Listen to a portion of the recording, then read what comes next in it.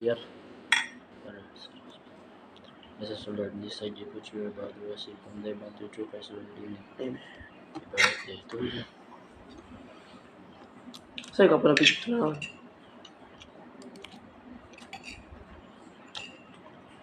Ano eh? Wala. Wala. Gaya kag muscle ba? Ano rin to? Actually, since the sun was rising in the east, same as it always did, and for his former pupils to arrive for their official teaming. Seeing Naruto already there, he couldn't help but smile. He beckoned Naruto over to him. Leaving his seat, Naruto walked to Irika and followed him inside the facility. As they walked to the main room, Irika spoke with him. I never doubted you for a moment, Naruto. You never did have any issues learning jutsu, and the vast amount of chakra you have is unreal. You were always a special ninja. Naruto blushed a bit but didn't speak. Irika continued, from the moment you started utilizing ninjutsu, we watched your growth with interest. Our desire to find your chakra affinity showed us something we never saw before. Naruto entered the room with Irika. I want to show you, Irika said. He pulled out a piece of paper. He sat on the desk in front of Naruto. Take this paper by its edge and funnel your chakra through it. Naruto took the paper and did as was asked. Suddenly, in the span of a few seconds, the paper changed. First, it grew damp before wrinkling and splitting in two. At this point, the paper began to turn to dust and crumble away. As the paper fell to the surface of the desk, it suddenly burst into flames. Naruto didn't really seem to understand what this meant. Irika began to explain. When a shinobi is under training, it's common to utilize chakra litmus paper. When this paper is exposed to a person's chakra, its reaction defaults to that of the person's chakra affinity. Whatever their natural affinity is depends on how the paper reacts. It'll either turn damp or crumble to dust or set ablaze to ash. Maybe it'll set ablaze itself or merely wrinkle. In the history of Konoha, it has never been recorded that the paper did all of these things, and it has left Konoha wondering what's so different about you. Naruto sat there. So you're asking me if I want to be your lab rat? Irika thought about it. Yes and no. I'm not planning to take you from your career. Not when you're as promising a shinobi as this.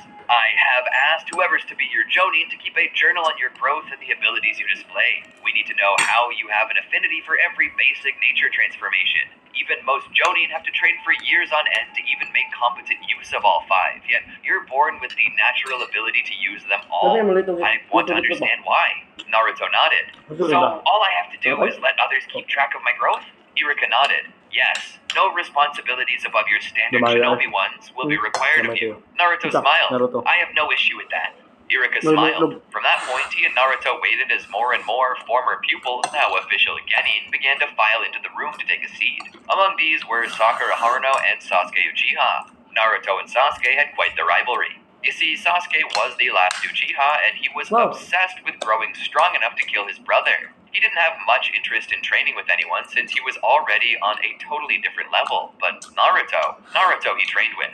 Naruto was the only one who could keep up with him and offer a challenge, so the two tended to spar quite a bit. No matter what Sasuke did though, Naruto was capable of countering it with any jutsu style he had, sort of like a Pokemon battle. Oh, what's that? You're using fire release? Well, I'll use water release since it's super effective. Despite his natural prodigious talent and his high battle IQ, his actual IQ was pretty low. To that end, he was slower on the uptake of non-jutsu related materials, which led to him getting held back for a while, but that didn't leave Naruto as any less a formidable shinobi. In the moment, Naruto was dependable and reliable. Sasuke took his seat nearby. Not long after, Sakura showed up as well. The trio was all there. These three had yet to learn it, but their fates would be forever connected, and perhaps deep in their hearts, they secretly already believed that. As time passed on, the group would eventually be sent to meet their master together, and so they would wait. Of course, Naruto was trying to play tricks on him, obviously underestimating Kakashi. But to Naruto, it was Sasuke who was overestimating Kakashi.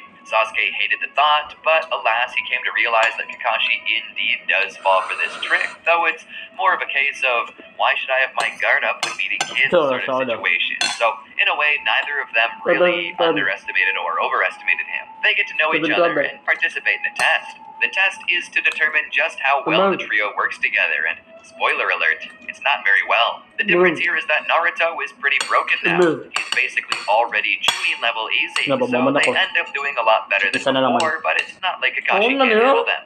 It's a lot harder for him than he can simply play around with them. He attempts to cast Naruto under Genjutsu as he's obviously the biggest threat, but amazingly, the moment Naruto goes under, he comes right back out.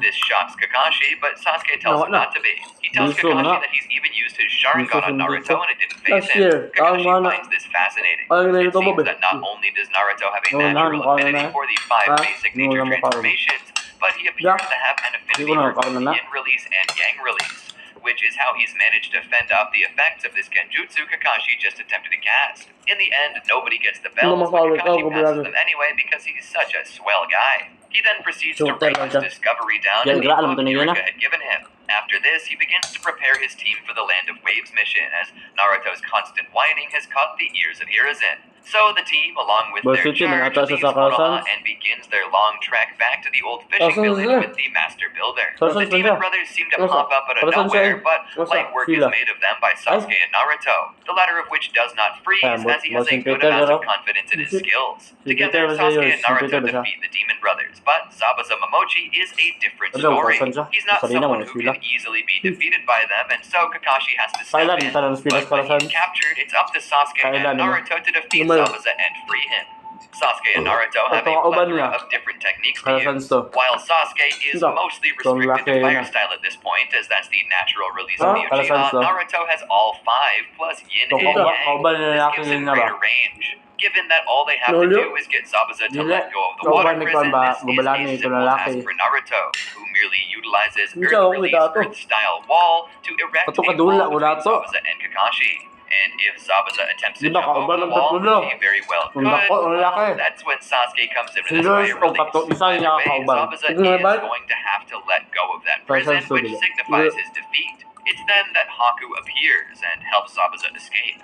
From here, the crew makes their way to the village of Tezuna's origin, where they stay with him and his family. Given that Naruto doesn't really need to train, as he's already skilled at what he normally would be doing at this time, Naruto is free to take it a little easy. Due to this, however, Naruto never meets Haku, and also doesn't require extra sleep.